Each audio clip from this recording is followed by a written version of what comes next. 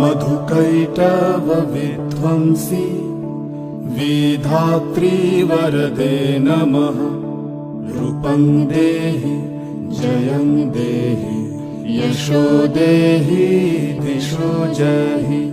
महिषासुरनिर्नाशी भक्तानां सुखदे नमः। रूपं देहि जयं देहि यशो देहि दिशो जहि। धूम्रनेत्रवधे देवी धर्म कामार्थदायिनी। रूपं देहि जयं देहि यशो देहि दिशो जयि। रक्तबीज वधे देवी चंडमुंड विनाश